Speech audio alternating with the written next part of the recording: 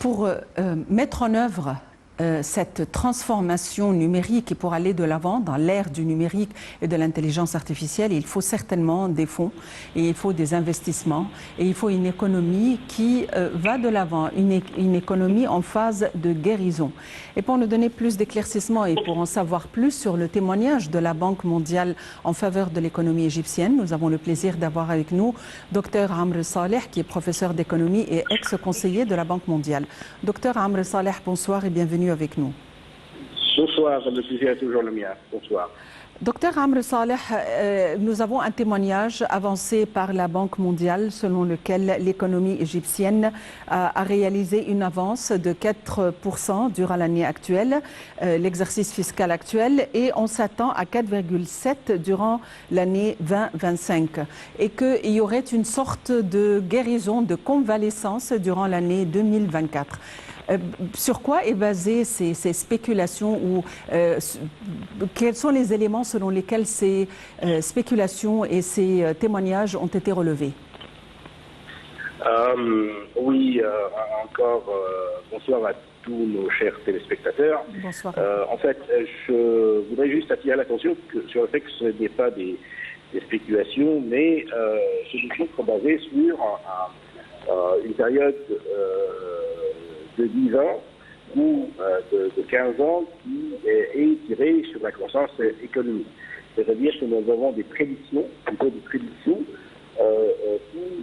sont justifiées par la croissance économique et par les débouchés de l'économie égyptienne. C'est l'économie égyptienne qui,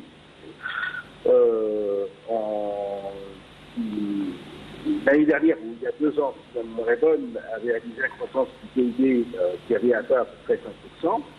Tiré par l'extraction du gaz, du secteur de communication, d'agriculture, et aussi par tous les projets industriels, les projets d'infrastructure que le gouvernement égyptien avait mis en place.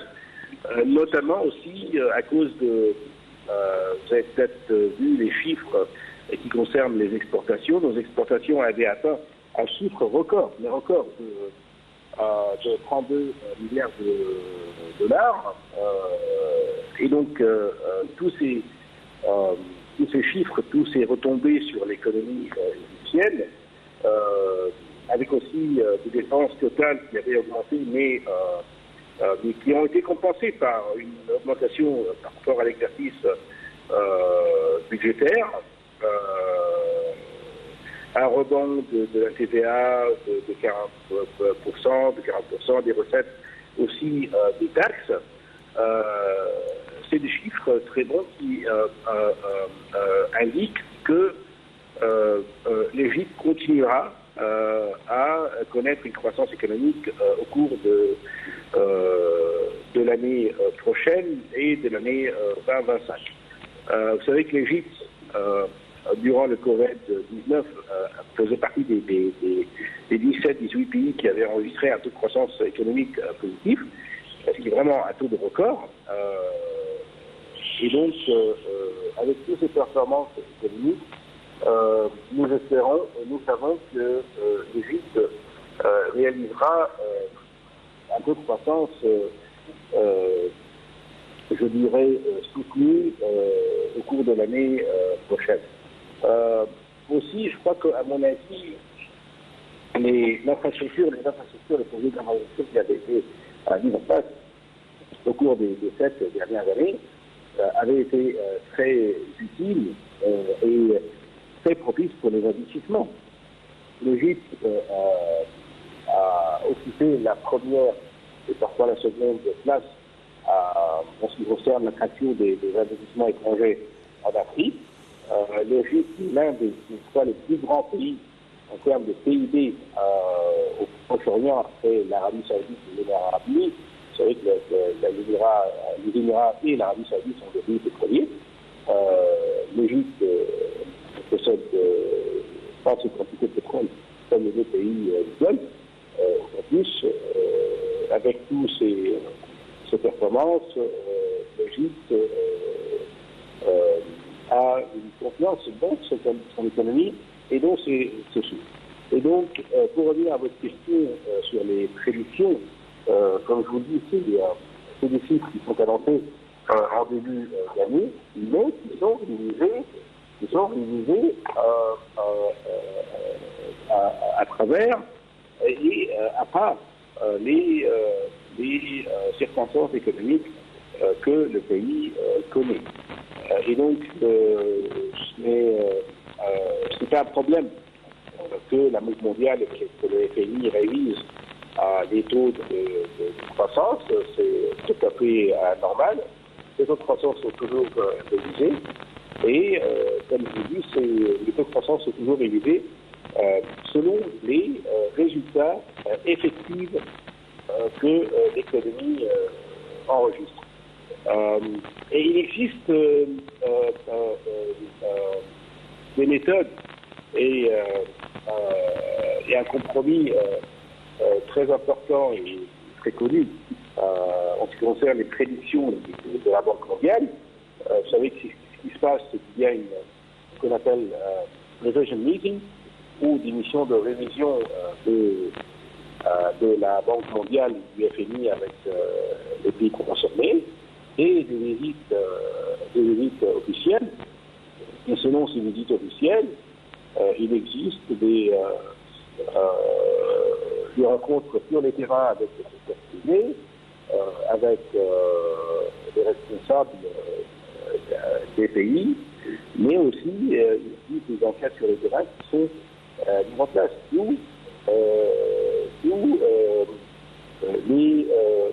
La révision des prévisions des institutions internationales qui sont tout à fait normales et qui sont, ce qui est plus important, qui sont dues aux résultats concrets, des performances économiques du pays. Ça, c'est un point très important. Donc, quand il y a une révision, ces révisions sont faites selon les performances économiques factuelles ou effectives de l'économie et non sur le papier, si vous voulez. L'Égypte, aujourd'hui, et avant de retourner au numérique, vient d'adhérer à un programme qui est le programme de relance ou le lancement d'une initiative d'un programme qui est le pont arabo-africain pour la sécurité alimentaire et le commerce inter-africain, enfin le commerce arabo-africain.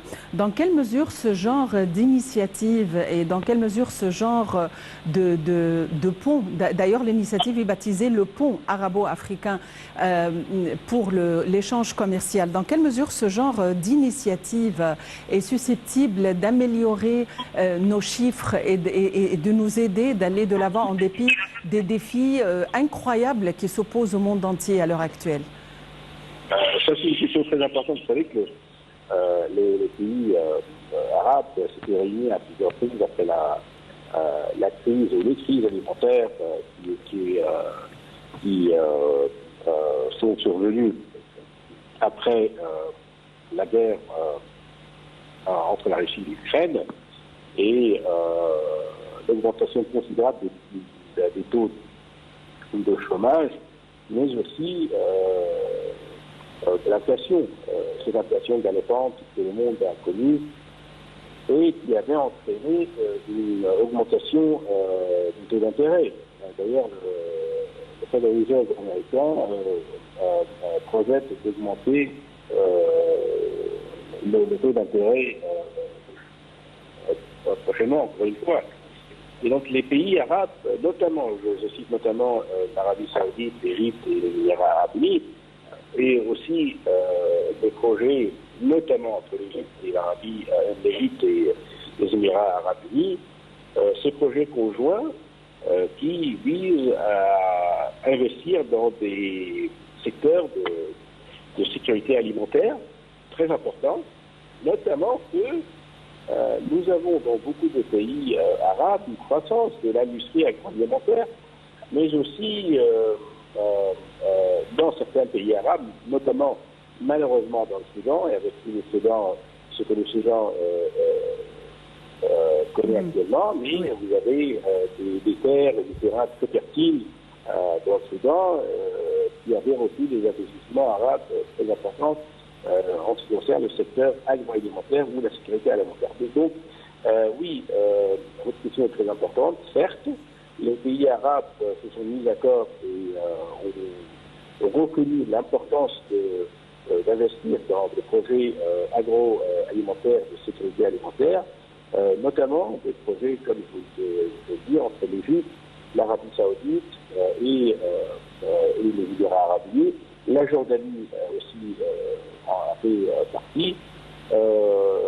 C'est une orientation qui est intervenue après la guerre entre la Russie et l'Ukraine et l'augmentation des prix des produits alimentaires et les produits de nécessité, non seulement les produits alimentaires, mais notamment les produits de nécessité, l'augmentation du prix de transport, l'augmentation des prix des carburants, tous ces secteurs primordiaux pour, non seulement pour l'activité économique, mais pour la survie de l'économie et des citoyens, avait touché les citoyens en plein cœur, et donc d'où la nécessité d'investir dans ce secteur alimentaire qui avait été concrétisé par des rencontres, mais aussi par des investissements conjoints entre certains pays arabes. Effectivement.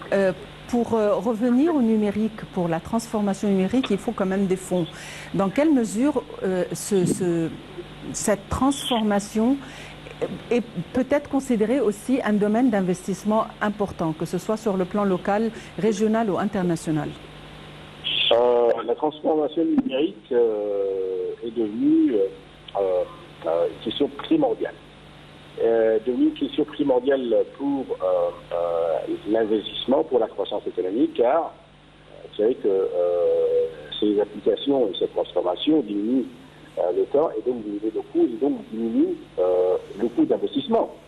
Et vous avez beaucoup de pays, nombre de pays qui avaient réalisé un taux de croissance considérable à cause et à cause des transformations numériques, notamment dans la région, l'Égypte et les Émirats Arabes Unis. Les Émirats Arabes Unis font partie des pays qui représentent un modèle, je dis un modèle de transformation économique. L'Égypte avait aussi investi énormément dans des modèles de transformation économique que donc le président Fattah al-Sisi avait appelé à plusieurs reprises à une révolution de transformation économique, notamment dans le secteur bancaire. Vous vous souvenez la conférence de Sharm el-Sheikh sur la globalisation du marché au secteur bancaire, Shoumouni Meli, qui avait pour but de mettre l'accent sur l'importance de la transformation numérique dans le secteur bancaire en faveur de l'intégration du citoyen et des investisseurs dans la croissance économique. Et donc, c'est une question qui est très importante. Nombre de pays arabes, l'Égypte fait partie des champions dans la région qui avaient investi dans la transformation numérique dans plusieurs secteurs. Et nous voyons actuellement nombre de projets, nombre de secteurs, comme par exemple le secteur de la sécurité sociale, le secteur bancaire, le secteur financier, le secteur de la sécurité, des services de sécurité, tous ces secteurs qui, investissement par exemple, le secteur de l'investissement, tous ces secteurs qui actuellement fonctionnent davantage mieux à travers la transformation numérique. Dans quelle mesure la situation entre l'Ukraine et la Russie et enfin l'inflation mondiale et aussi les taux d'intérêt qui sont alloués à travers les comptes bancaires sont susceptibles de ralentir le mouvement de développement économique ou peuvent ralentir la vitesse avec laquelle l'économie égyptienne va progresser? Ah, ça, c'est une question très importante. Vous savez que l'Égypte avait été affectée par cette guerre, affectée à plusieurs reprises, non seulement par le l'augmentation des prix du carburant, du transport, mais aussi dans un secteur très important qui est le secteur du tourisme. Vous savez que nous avons un marché très important en Égypte en ce qui concerne les touristes russes et ukrainiens, qui représentent, je crois, que 40% du tourisme égyptien. Et donc, nous avons subi une baisse importante de ce genre de tourisme, de ce genre de marché, qui a affecté globalement le tourisme en Égypte et notamment les devises étrangères. Et nous avons besoin de devises étrangères en Égypte, et partout dans le monde d'ailleurs. C'est une question très importante, c'est une question des devises étrangères, qui est une question très importante et primordiale pour la croissance économique et pour les investissements. Donc, nous faisons face à une période difficile, mais il faut peut-être dire que grâce aux réformes économiques que l'Égypte avait entrepris et grâce aux investissements publics, mais aussi, comme vous l'avez souligné, grâce au projet d'investissement commun entre certains pays arabes et entre l'Égypte, nous avons pu surpasser une période difficile grâce à l'attraction, à la capacité de l'Égypte à attirer les investisseurs étrangers. La situation reste délicate dans le monde et beaucoup de pays se battent pour essayer d'attirer davantage d'investisseurs, d'investissements. L'Égypte, de son côté, a beaucoup fait en termes d'investissement sur les projets nationaux et sur la création et sur la transformation, comme vous l'avez dit, la transformation numérique pour attirer des investissements. Et je crois que ça a réussi en Égypte grâce aussi, comme je l'avais dit, grâce aux réformes économiques que l'Égypte et les pays avaient entrepris au cours des 7 dernières années. Docteur Amr Saleh, je vois dans les conférences ou des lectures ici et là, on continue toujours, quand on parle de l'économie, de faire référence à la Covid-19. Le réalisateur vient de me dire que nous devons conclure. Probablement, ce sera une question que l'on va soulever la prochaine fois. Docteur Amr Saleh, vous êtes expert en économie, professeur d'économie et ex-conseiller de la Banque mondiale. Je vous remercie infiniment pour votre intervention. Merci infiniment. Eh bien, les chiffres indiquent que l'on progresse en Égypte, que l'exercice fiscal est très prometteur allant de 2023 et jusqu'à 2025. On prend des pas spectaculaires vers le numérique et sa métamorphose. Donc, nous allons en savoir plus très prochainement quant au développement économique et au progrès économique en Égypte. Reste à vous remercier pour votre attention, à vous souhaiter une excellente fin de soirée, un bon week-end et à la prochaine.